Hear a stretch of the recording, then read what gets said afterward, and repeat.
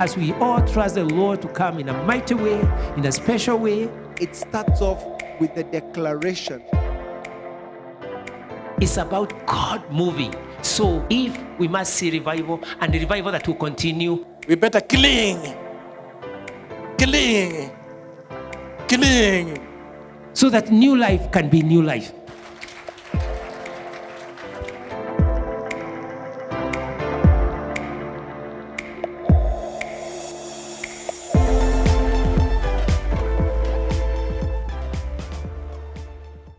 Praise the Lord, viewers. My name is Zipporah Mwangi. I'm born again, and I love the Lord as my personal savior. I fellowship at Crisco New Life Church, and I thank God for this wonderful opportunity, even to share on our theme, the sheep, the shepherd, the thief, and robbers. Today, we would like to look at the thief. We want to understand this thief. Who is a thief? How do they look like? What are some of the things that will help us understand who a thief is, so that then we are wary? Because the thief does not use the door. The thief will use any crack, any opening, any window, anything, any form of entrance that is not a door is the one that the thief would like to use. So we'll go to our text. We'll clearly just start off with John chapter 10 that talks about Jesus as the true shepherd. So John chapter 10 verse 1 says, "Most assuredly I say to you, he who does not enter the sheepfold by the door, but climbs up some other way, the same is a thief and a robber." So what we see from that text is, it clearly is showing there are two people. There is a thief and then there's a robber. The two are not the same. The way they steal is not the same. So who's a thief? A thief is anyone who steals without force or threat of violence, but with deception and with trickery. The robber, on the other hand, steals using force and threats. So today we want to look at this thief. This one person, this one that is used by the enemy to steal from us using deception and trickery. The first thing I would like us to look at as we think through this conversation that we are having about the thief, the first thing I want us to look at is what we call witchcraft. What exactly is witchcraft? Because it is one of the ways the enemy uses. The thief comes through even witchcraft. Witchcraft was traditionally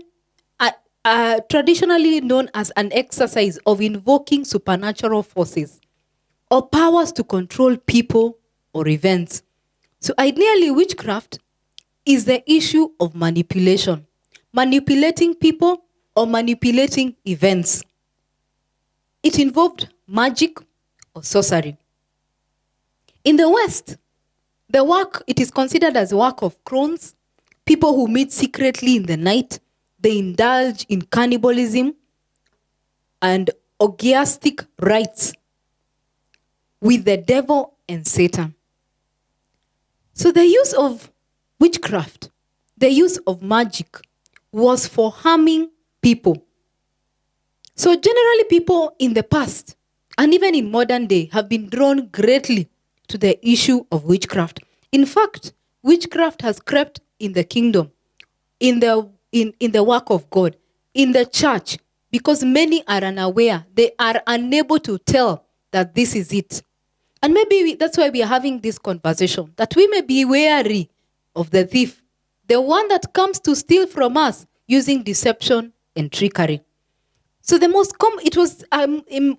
common meaning was the use of supernatural means to cause harm to the innocent. So belief in witchcraft is often present with societies whose cultural frameworks includes people who have been thinking about magic. It involves the use of spells. So when we talk of magic, what is this talking about? Because we are going to see scripture that forbids the use of witchcraft. We want to understand what is witchcraft.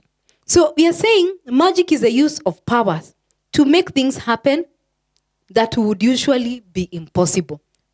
It is a skill of performing tricks to entertain people or to make things appear. It's a power of influencing events and mysterious issues or using supernatural forces. We want to see in the text, in the Bible, about this issue. 2 Kings chapter 21, we look at Manasseh reigns in Judah. And it says, Manasseh was 12 years old when he became king, and he reigned 55 years in Jerusalem. His mother's name was Hephzibah, and he did evil in the sight of the Lord, according to the abominations of the nations whom the Lord had cast out before the children of Israel. For he rebuilt the high places which Hezekiah his father had destroyed. He raised up altars for Baal and made a wooden image, as Ahab king of Israel had done, and he worshipped all the host of heaven and served them. He went far beyond. Remember, he became king at 12. We're talking about a pre-teen. Becomes a leader at 12. Reigns for 55 good years. And if this is the description of the kind of a leader he was, how much trouble he brought in the kingdom. And we continue. Verse 4. He also built altars in the house of the Lord, of which the Lord had said, in Jerusalem I will put my name. So he did not only just worship the host of heaven, he didn't just worship Baal, he didn't just make wooden images, he actually built altars. Altars that had got nothing to do with the Lord in the house of the Lord. And he built altars for all the hosts of heaven in the two courts of the house of the Lord. I mean, he did not just take the wickedness, he did not pursue wickedness outside. He took it into the church. Also, he made his son pass through the fire, practiced soothsaying. He used witchcraft and consulted spiritists and mediums. He did much evil in the sight of the Lord to provoke him to anger. He even set a carved image of Asherah that he had made in the house of which the Lord had said to David and Solomon his son, in this house and in Jerusalem which I have chosen out of all the tribes of Israel, I will put my name forever. And I will not make the feet of Israel wander any more from the land which I gave the fathers, only if they are careful to do anything or to all that I have commanded them, and according to all the law that my Moses commanded them. But they paid no attention. And Manasseh seduced them to do more evil than the nations whom the Lord had destroyed before the children of Israel. So we find a young man, Manasseh. He gets into power quite early, a preteen. He becomes a leader. He's a king. In fact, there's a mention of the mother's name. We are told of the name. And yes, the word of the Lord is telling us this young man did so much evil before the Lord. So he worshipped all the hosts of heaven and served them. He worshipped the star, the moon. He worshipped all manner of the hosts of heaven. He worshipped whatever could be worshipped. And then he built altars. He went into Jerusalem. He went into the temple. He built altars of the host. This host that he was worshipping, all of them, he built for them. And then he not only did that, but at the point at which he had a son, he sacrificed his son in the fire. He allowed his son to pass through the fire. He practiced soothsaying. He used witchcraft and consulted spiritists and mediums. As we looked earlier, we saw that witchcraft is simply the use of magic or supernatural powers that definitely does not come from the Lord, but comes from the kingdom of darkness to control people, to control events, to harm people, to harm innocent people. It involves the casting of spells. So we are saying that this gentleman was involved in the practice of casting of spells, causing people that were not wicked, causing innocent people to be, their spells to be cast upon them. That is what we are talking about. Verse 10. And the Lord spoke by his servant the prophet, saying, because Manasseh king of Judah has done these abominations, he has acted more wickedly than all the Amorites who are before him, and has also made Judah sin with his idols. And we see this is what we call backsliding. This young man knew the Lord. He was led in the ways of the Lord. His father Hezekiah had destroyed the altar, all the altars. But it is funny how you can be brought up the right way.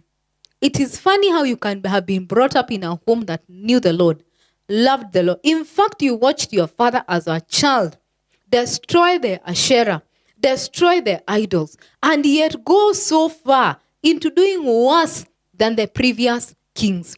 And we find this gentleman was involved in so much idolatry that brought so much pain.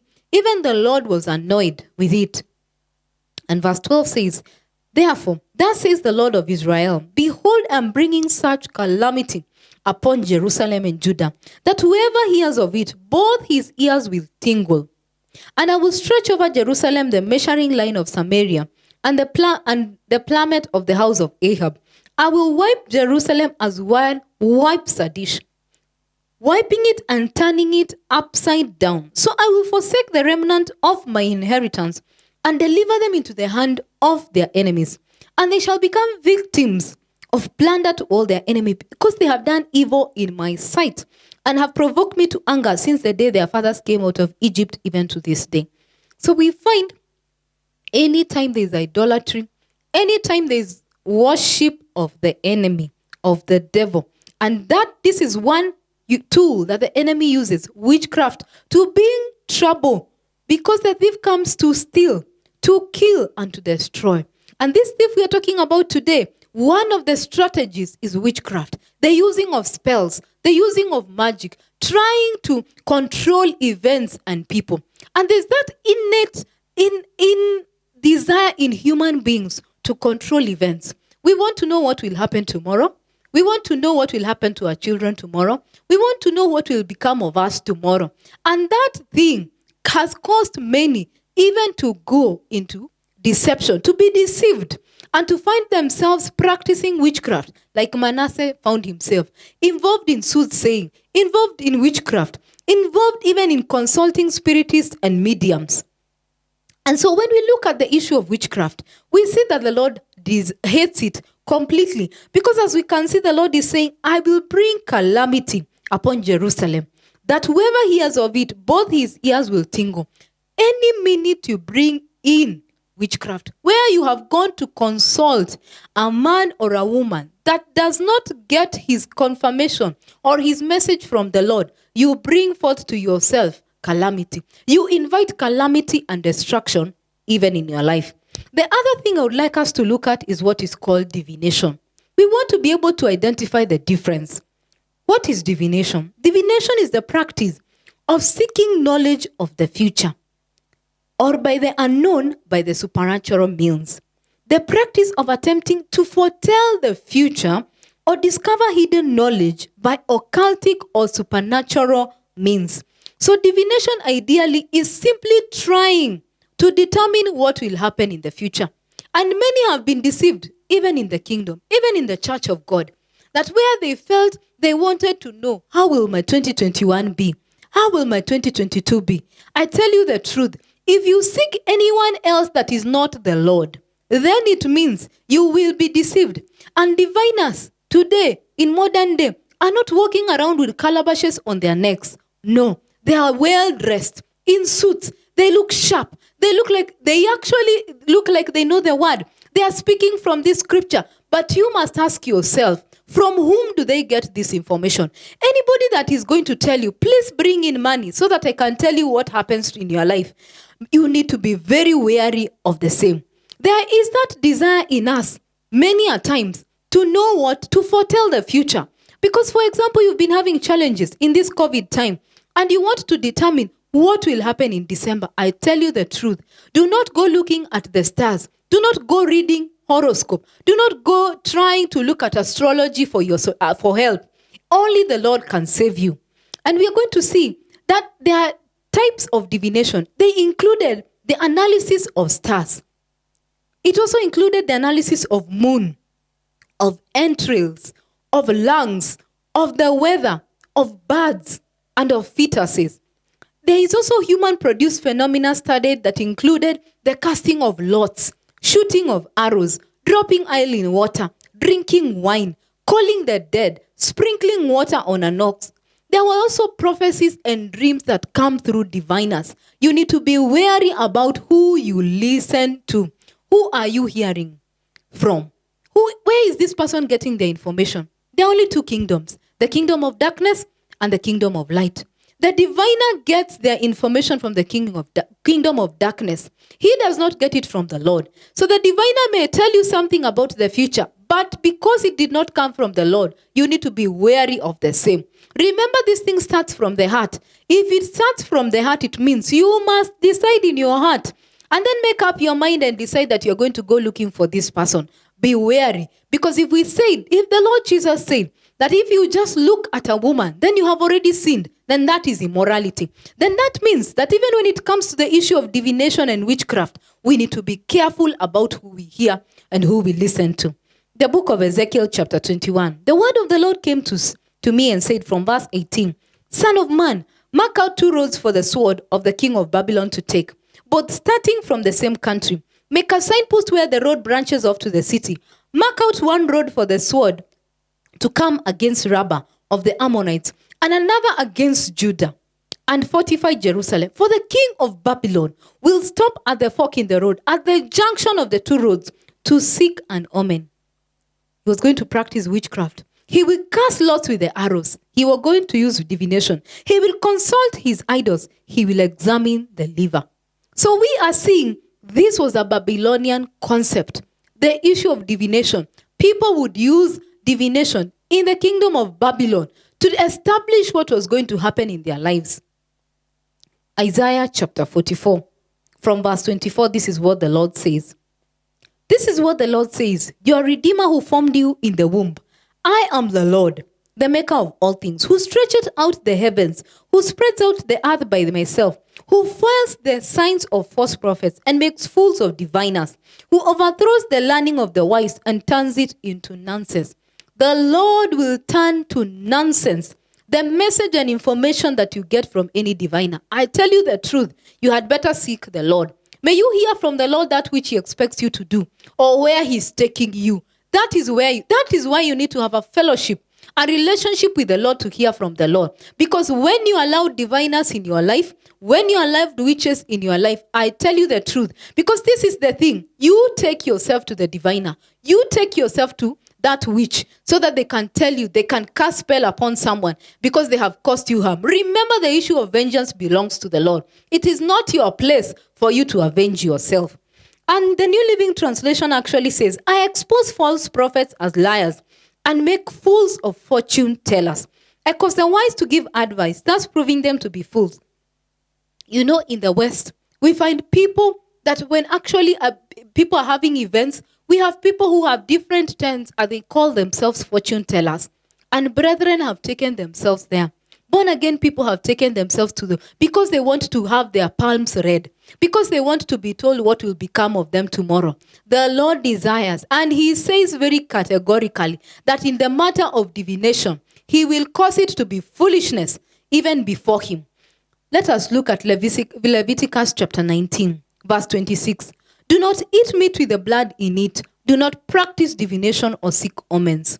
The King James Version says, you shall not eat anything with the blood, neither shall you use enchantment or the magic spells, nor observe times. So it is a warning before the Lord. The use of witchcraft, the use of divination, to try and establish what your purpose in this life. The Lord desires that you stay very far away from diviners and from witchcraft. Hosea chapter 4, from verse 12. My people consult a wooden idol, and a diviner's rod to speak them. So diviners may have rods like it were in this time. A spirit of prostitution leads them astray. They are unfaithful to the Lord. If you are busy, you are in the kingdom, but are out here trying to run around and try and find out and establish from this diviner, what is going to happen in your life, I tell you, the Lord is calling that prostitution. It is that you are moving around in a manner that the Lord does not desire. And he says that they sacrifice on the mountaintops, verse 13, and burn offerings on the hills, under oak, poplar, and terebinth, where the shade is pleasant. Therefore your daughters turn to prostitution, and your daughters-in-law to adultery. I tell you the truth. Anybody who is practicing divination, or you are consulting divination, I tell you, it is such a sad state of affairs, because what you are bringing into your own home is the spirit of prostitution. It actually follows, as you can see what the word of the Lord is saying, it follows that you are turning your daughters into prostitution, your daughters-in-law to adultery. So what divination actually brings in a home is that it brings forth adultery. It produces prostitution. Those are the consequences. The Lord desires that we would walk circumspectly before him in a manner that will bring glory and honor to his name. Jeremiah chapter 14 from verse 14. This is what the Lord says. Then the Lord said to me, the prophets are prophesying lies in my name. I have not sent them or appointed them or spoken to them. They are prophesying to you false visions, false divinations, idolatry, delusions of their own minds. Therefore, this is what the Lord says about the prophets who are prophesying in my name. I did not send them, yet they are saying, no sword or famine will touch this land. Those same prophets will perish by the sword and famine. So this is what the Lord is talking about. The issue about that, sometimes we think because the diviner must speak, but he could see a false vision. Just like what the Bible is telling us here. We have false visions. You need to be careful about the vision you are hearing from whoever it is you have heard it from. Because is it coming from the Lord? Yes, they will speak divinations. They will speak from the delusions of their own minds. As in, they will speak from the things that come from their own heart. Because out of the abundance of the heart, the mouth speaks. It is that they are so deluded, they are so misled, they are so misguided, they are so lost that they are speaking from a place of being lost.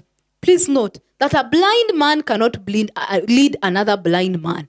The two of them will fall into a pit. And therefore, what the word of the Lord is saying is that we need to be careful.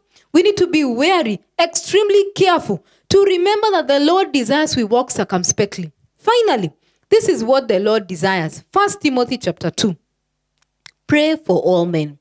Verse 1. Therefore, I exhort first of all that supplications, prayers, intercession, giving of thanks be made known for all men, for kings and all who are in authority, that we may lead a quiet and peaceful life in all godliness and reverence. For this is good and acceptable in the sight of God our Savior, who desires all men to be saved and to come to the knowledge of the truth. When it comes to prayer, and even when you are remembering about people that are practicing witchcraft and divination, let us pray for them, that they would come into the knowledge of Christ. Let us not condemn them into judgment, but rather pray that the Lord would have mercy upon them. I know we have been taught many a times, even by other people, that we need that if the person casts a spell to you, then you need to cast it back in prayer. Who taught that? The Lord desires that we should pray for all men. He desires that all men should come into salvation. Do not be misled. Do not cast back the spell back to the sender. Do not RTS a spell. Do not RTS that particular issue that the enemy is sending your way. Rather pray that that person, man or woman, would be saved by the Lord. Because the Lord desires that that man or woman would be saved. Remember, our enemy is the devil. Our enemy is not the other human being. It is the devil. It is that the person is under influence of demons and of demonic forces. And that is the reason why they are behaving in such a manner. So brethren and viewers, please listen and hear the word of the Lord today that is reminding us to stay very far away from people who practice divination, people that try to foretell your future, people who practice witchcraft, the casting of spell to destroy many men and women, to destroy people's home, to kill people who are supposed to be alive, and to cause men that are supposed to be alive to die. Lord, how I pray that we would have mercy even upon our lives. Let us pray. Heavenly Father, we want to thank you. We bless you. We exalt you. We lift your holy name. Thank you for reminding us about how the thief comes, how he comes to steal, to kill, and to destroy. Thank you for reminding us about the issue of witchcraft, casting of spells, causing harm to other people that are innocent. Lord, how I pray that you forgive us for the many times we have returned to sender the spells that have been cast to us. I pray that you'd forgive us, that you'd remember and you'd have mercy upon us, Lord, that we would know for a fact that surely it is the Lord that desires that all men would come to his knowledge, that all men would be saved. I pray for us, Jehovah God, even as sheep of your fold, sheep of your pasture, you would lead us in a manner that is circumspect, O Jehovah God, in a manner that would live a life that is worthy of the calling we have received. We pray for our hearts and we repent of the sin of witchcraft and divination in our lives, in our homes. We pray that you'd forgive us for the many times we have caused adultery and prostitution, even to be rampant in our homes because we invited diviners in our homes. We pray for your forgiveness. Have mercy, remember us. Even as we walk before you, I pray that you give us grace and counsel and peace and mercy, and let it bring glory and honor to your name. For it is in Jesus' name we pray, believing and trusting. Amen.